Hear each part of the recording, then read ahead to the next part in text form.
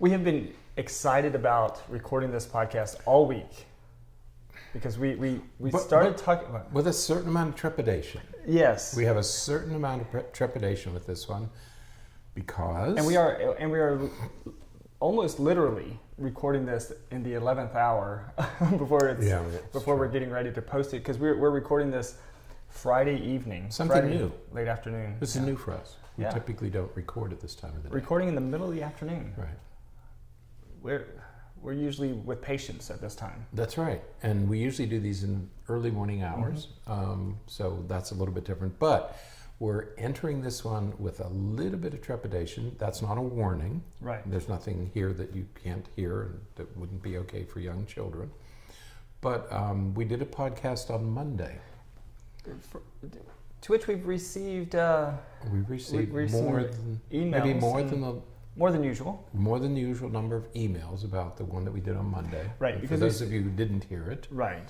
It was about tribalism. Right. And how we are dividing into... us versus them. Divisiveness that's separating us. Yeah. And we started that podcast out by saying this isn't going to be... we're not going to take it in the political direction. Right. But we've received some emails that said that it was in fact political. One was cute. She said, yeah, no matter what you said, that was political, you know. Yeah. And we really didn't mean it to be that, but and we don't apologize for that. Right. But you know, it was still for us, right. For this podcast. There were some political overtones in it. Right. Typically there aren't, and that one there was. And the same risk is present with this one. And that's why we say a little trepidation, because there are some political overtones in today's topic as well. Yes. But we feel as though there are a couple of extremely important points, extremely important concepts that we want to focus on as it relates to this topic, this massive topic and issue. Yeah. Right. Because the topic is one that should be explored. Right. There are psychological principles underlying most everything, but certainly there are psychological principles underlying this topic. And we think it's worth exploring, even at the risk of sounding a little political. We don't mean it that way, but we understand why some of it sounds that way. Right, and these certainly could be taken much more political than... because so us saying that we're not going to make it this political, make this a political thing. That's not to say that it's not. That's not to say that it couldn't be political, that it couldn't be taken in that direction. Right. We're not political commentators. We're psychologists. We do that on the side. We talk about that stuff. We don't talk about it here. Right. We don't talk about it in our daily work. Right. Because that's not what we do. Right. So we don't pretend to be political commentators, and there's no need to do that here. Right. So today we're going to talk about what this big news story over the past month or so. About a month, where Nike hired Colin Kaepernick as part of their new campaign, and it has been met with much quite a range of reaction from people. Right.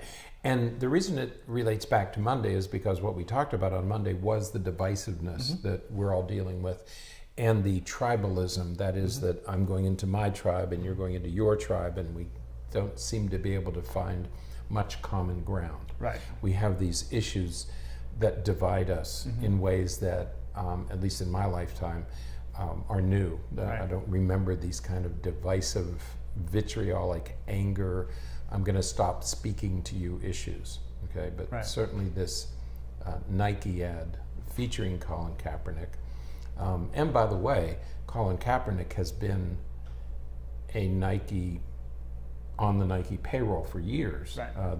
There are many articles out there, but they almost dropped him from there. Right. And many times they do. Advertisers will drop athletes if the athletes get into trouble. They'll say, "Okay, we're not going to have this contract anymore." A lot of them dropped Tiger Woods. Tiger Woods was after dropped. his Right, and so companies will do that. Well, they almost dropped Kaepernick and didn't. So it's not like they went out and sought him out for this particular ad. He was part of their stable anyway, and so they just had him do part of it. And if you haven't seen the ad, I would advise you to take a look at the new ad. It is inspirational. It is really and well done. It's because he's not the only person in it. Exactly.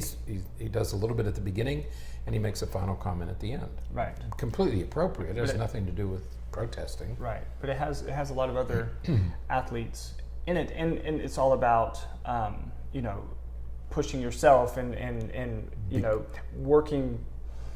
putting yourself out there to for what you believe in, and to stand up for yourself and your beliefs and your perspectives and your worldview and right. Don't be just the best. Be the best in the world, or don't be this. Be the best in and it's very well done and very inspirational. I think kids should watch it. Right. There's a lot of good stuff in there. Yeah. So don't throw the baby out with the bathwater. Right. But let's begin with. We're not going to change your mind about Colin Kaepernick. Right. We don't. That's not our intent. We're not here to be his apologist or to be his critic. Right. And we're not going to change your mind. We don't want to change your mind. That's not the intent. We want to talk about this issue because it is an important issue and one that we want to explore in some detail. Right. The Nike ad has generated enormous interest, enormous controversy. We just want to talk about it from our perspective. Right. Okay. And so the first perspective that we're going to talk about is from the psychological perspective. Right. The idea of the importance of holding fast to your beliefs. And we have one thing that it can be said about Colin Kaepernick, no matter what your whether you're pro or anti his perspective. One thing that you have to agree with is that he is standing up for his perspective. He is holding fast to it. He's not playing football. He's lost his career. Right. I mean, he's paid a very high price for doing this. And he's not backing down. Right. Because this is his perspective and he's holding fast to his beliefs. Right. And I think that is a very important principle for all of us to learn. Whether you agree with the way he did it, where he did it, how he did it, the fact that a person is willing to give up, and I'm going to give you a couple of other examples. People in the 50s and 60s, black Americans were arrested and brutalized for their beliefs. Right. Nelson Mandela. We can go on and on. People suffer because of their beliefs.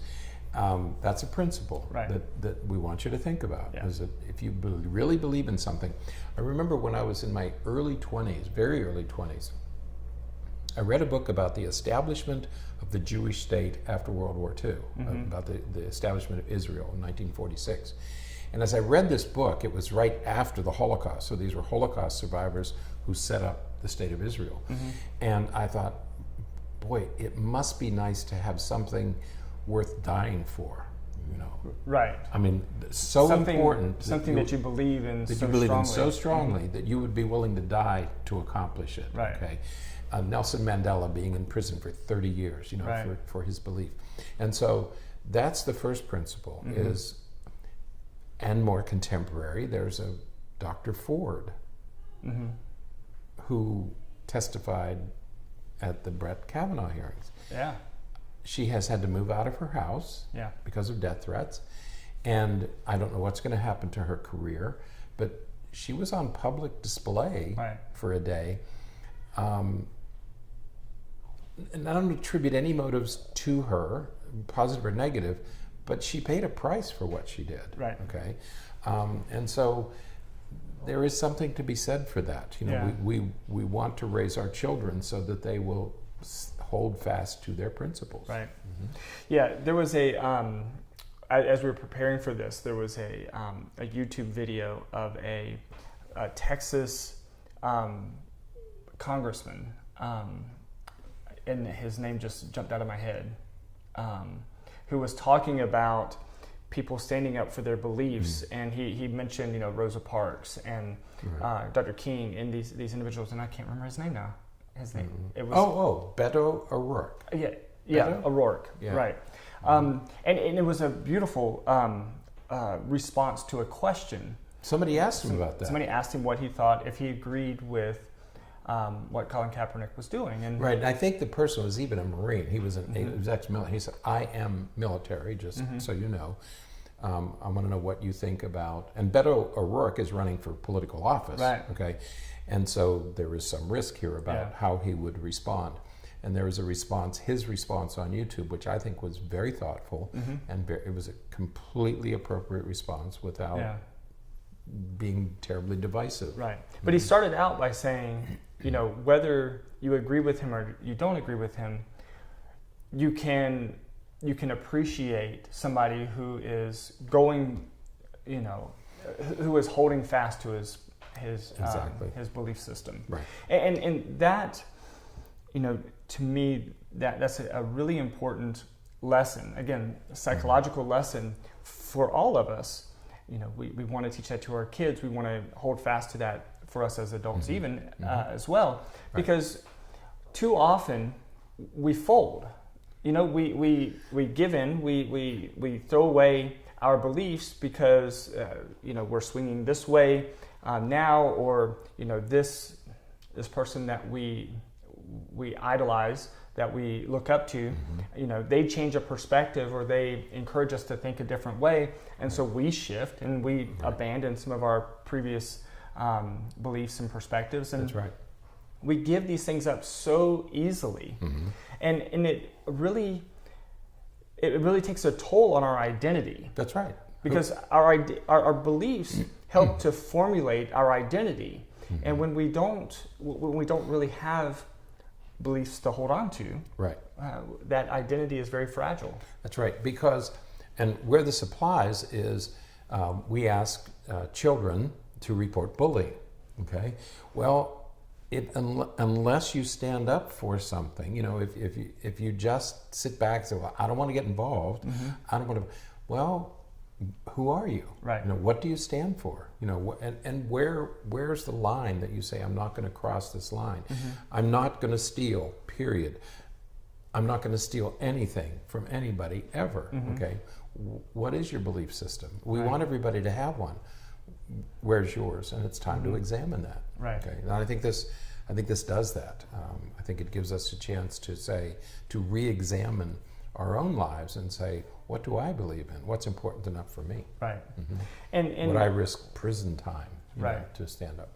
And I think that's really, really important. That what do you believe in so strongly that you would allow people to take away your profession, your livelihood, your much of what defines you. I mean, I don't know Colin Kaepernick, so outside of a quarterback, I don't know who he is. No idea. I don't know what he does. I don't know what he works to accomplish. But so taking away his ability to play quarterback is taking away a significant portion of who he is and how he has been identified.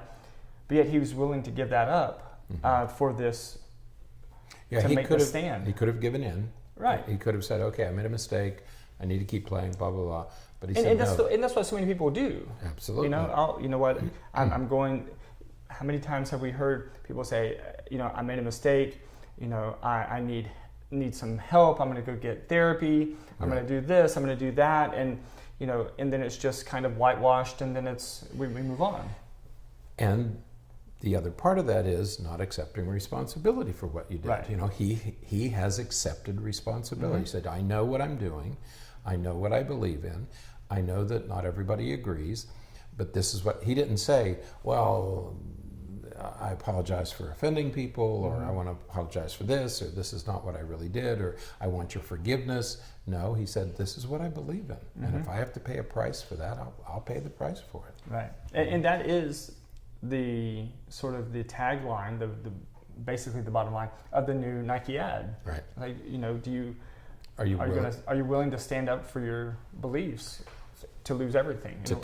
Even if it means assume responsibility and do the work that it takes and stand up for what you believe in. Yeah. There's a girl in, I think she's in Texas, who didn't stand for the Pledge of Allegiance, and they want to expel her from school. And that's going to be another interesting case of what should she do? To test her moral fiber. Yeah, I think it's the whole idea behind, and we tried to look for the some of the rules and everything for why we play the national anthem at sporting events, and certainly learned that it's an old tradition, but it's just it seems as though what was it? I found one source that said that the first time it was played, the first time it started to routinely be played at a baseball game was during the 1918 World Series, and it was played during the seventh inning stretch. Right. Now we play "Take Me Out to the Ballpark." Right. In the seventh inning stretch.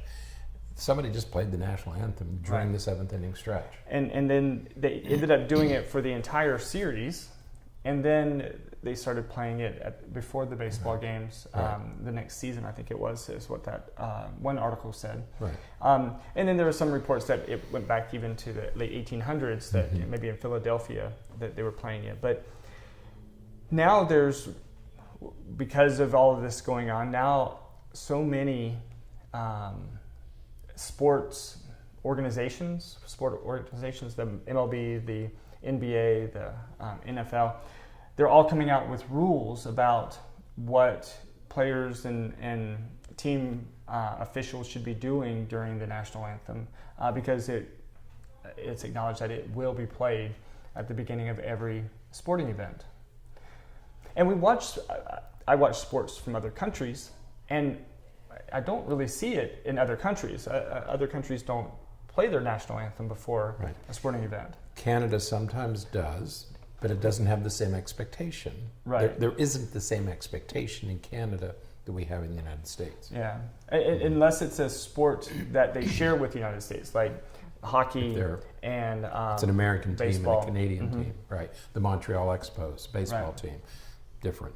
But for just Canadian versus Canadian, it's a completely different experience. Yeah. Okay, so this whole thing about tying the national anthem to sporting events is a bit of an artificial connection to begin with. Right. So there's nothing sacred about. Even high school football games, they play the national anthem before the football game.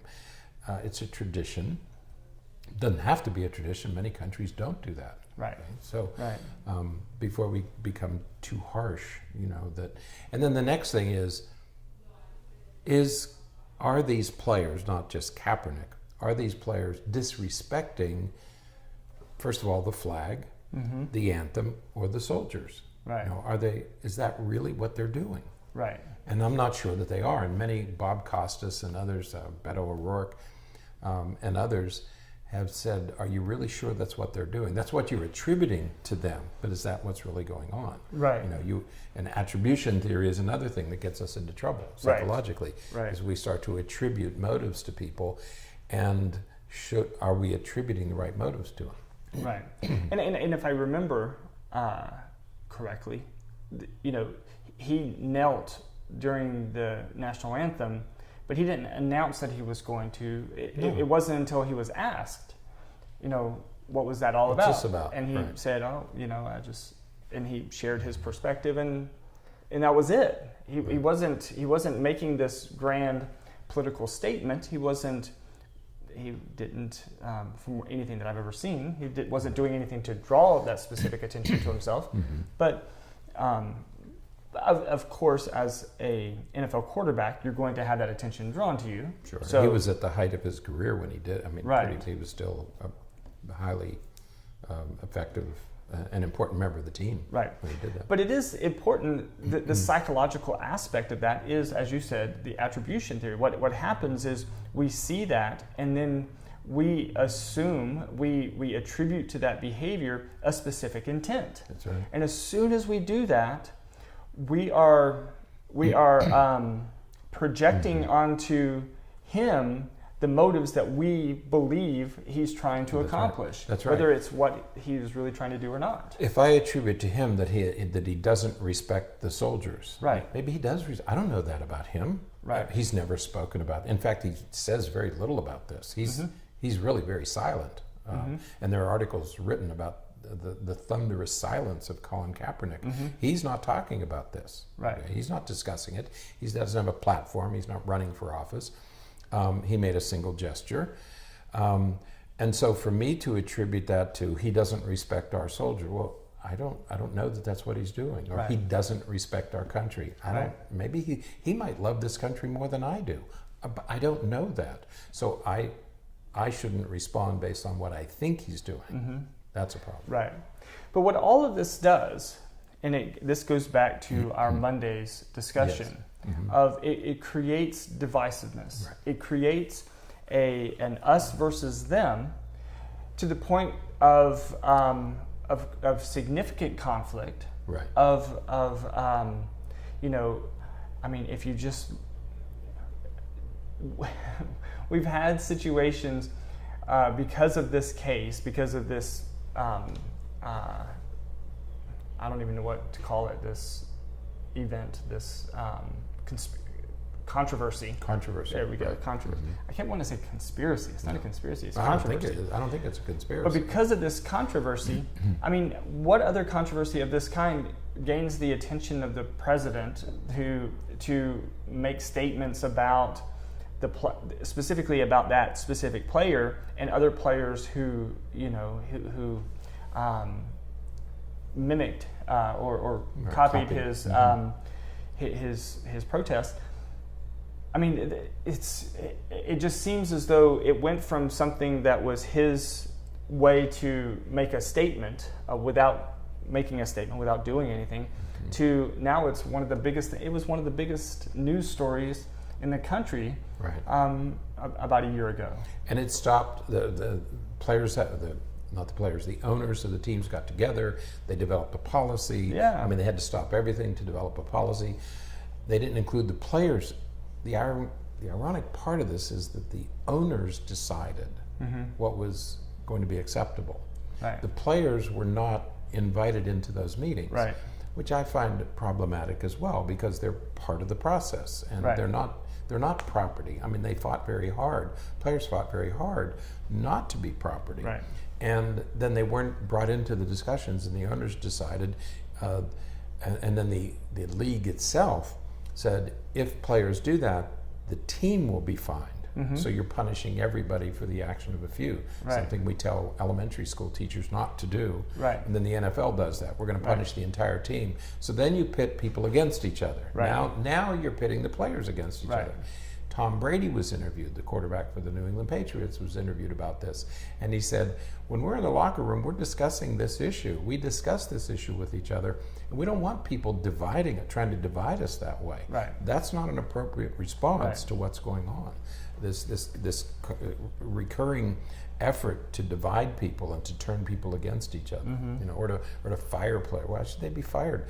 Why don't we have the discussion? But let's talk about, if there isn't a problem, let's decide that. If there is a problem, let's solve the problem. Let's not fire players. Let's not divide teams. Well, and I think that's sort of the next critical piece, Right. is that when we create the divisiveness, when we create the us versus them, we can hunker down in our perspective, Right. and we're just avoiding a conversation. Right. I think when I responded back to one of the comments of the viewer from Monday, who said that it was Right. more It was political than we were giving it credit for, and the one of the ways that I responded to that was that,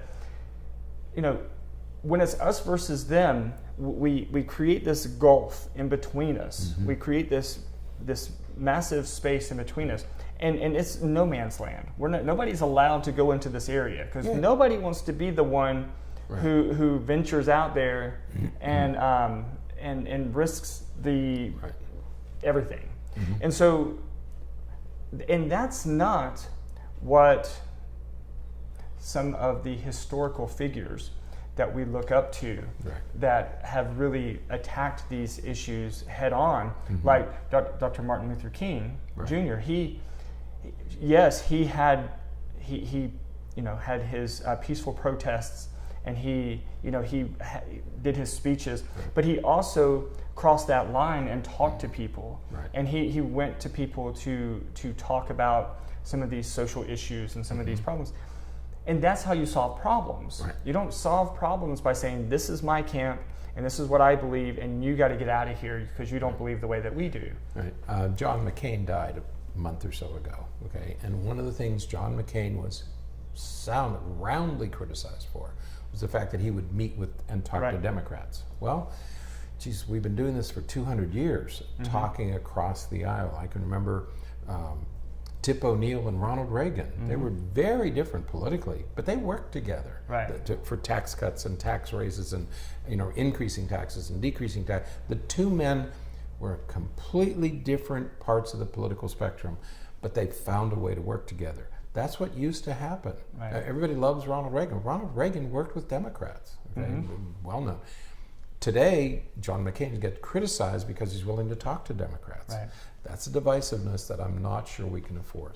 Right. And again, the Kaepernick story is just a very concrete, overt, obvious example of the consequences of that divisiveness. That's that right.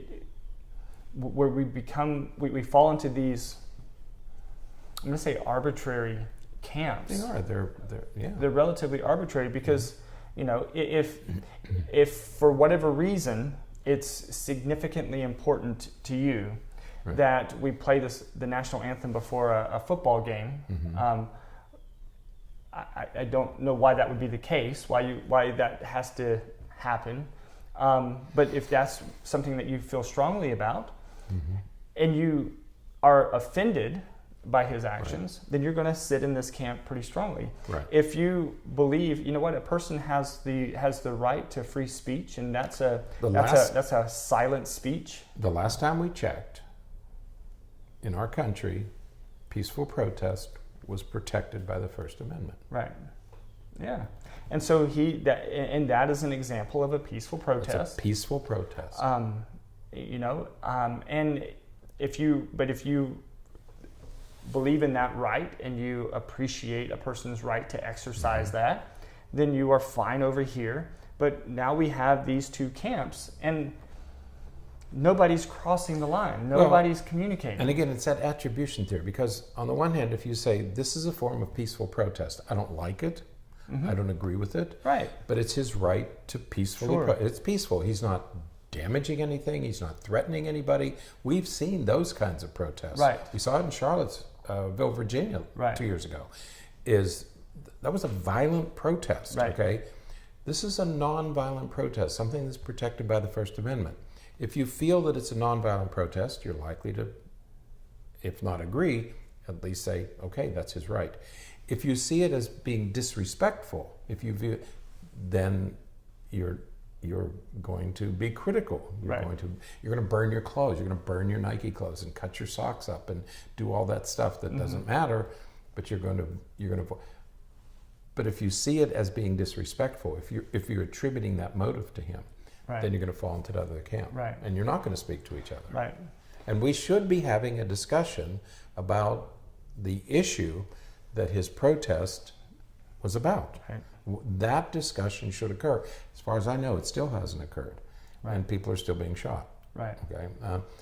And other kind of inequalities continue to exist against women, against minorities, against other people. Those are issues that we should be talking about in our country, and we're not, because we divide into these camps. Right. We're not allowed to talk about them, because if you're talking to somebody who disagrees with you, then you're cavorting with the enemy or something. I don't know. Yeah, and it's so. We do these podcasts and we talk about some of these principles, and we see what's happening in the world around us, and it's perplexing, because not that I want to get into this conversation, but I'm just. You're going to do it. But it's just I'll briefly mention it. the whole Judge Kavanaugh hearings. Same thing. It was all the same things applied. It's amazing to me because I don't know either of the people. Right. I don't know Judge Kavanaugh. I don't know Dr. Ford. Dr. Ford. I don't know either of them. I don't know if she is a Democrat with an agenda. I don't know if it's authentic. I don't know that because I don't know either of them. Right. Mm-hmm. What I do know is, my Lord, people have been saying some pretty awful things about her, Right.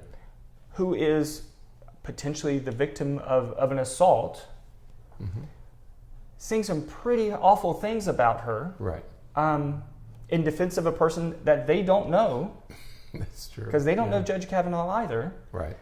And it blows my mind that we maintain these perspectives because, again, it just goes back. We're just strengthening these camps, Right. and we're taking us farther and farther apart to the point that we're just not going to be able to function. Right. I have patients that I talk to who, because of this divisiveness, they are clearly in this camp over here, and they have almost a paralyzing anxiety when they go to when they go somewhere and there is a pro-Trump sign in the window. Right. It just fills them with a fear because they don't know what's going to happen. They don't know if they're going to have a confrontation.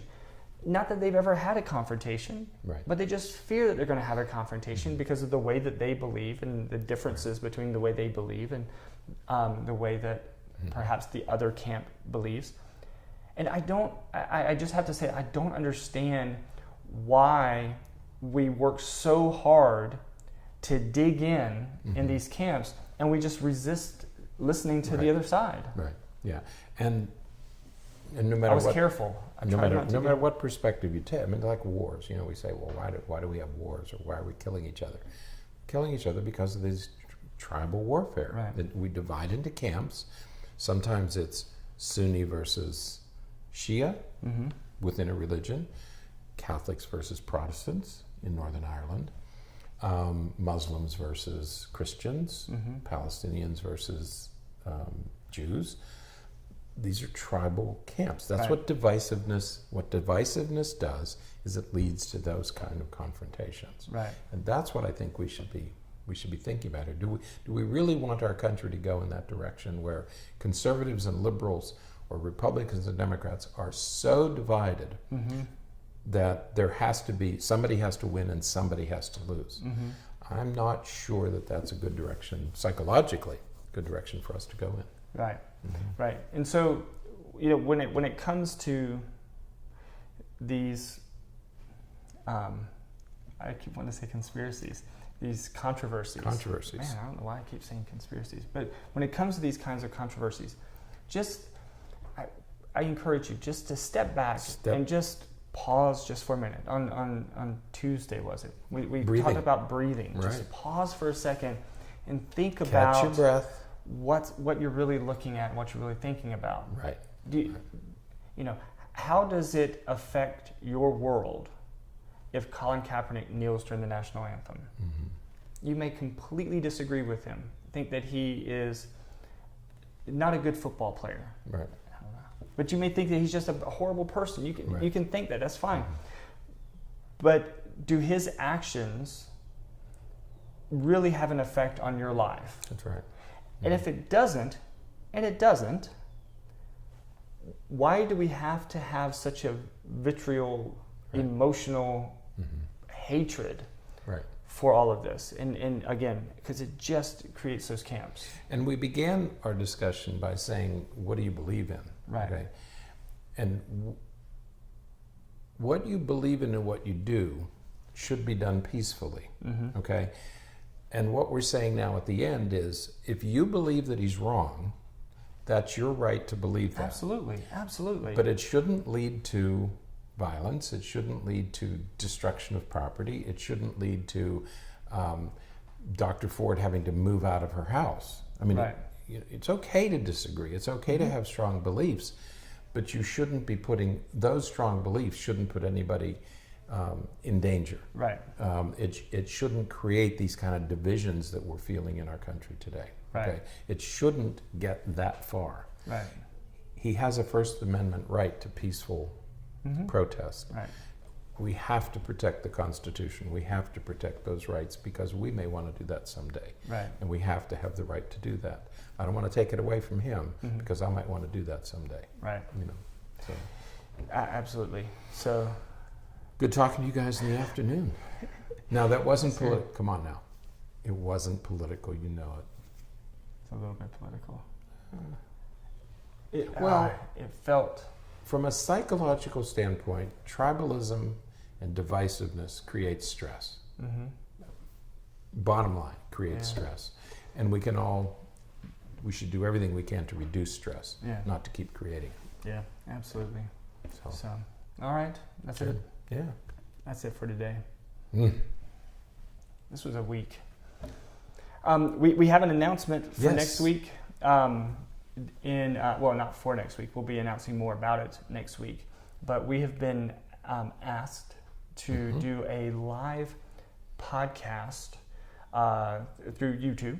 That we'll post it through YouTube at the Mental Health Blogger, the first annual Mental Health Bloggers Conference. Where is that going to be? It's going to take place in London.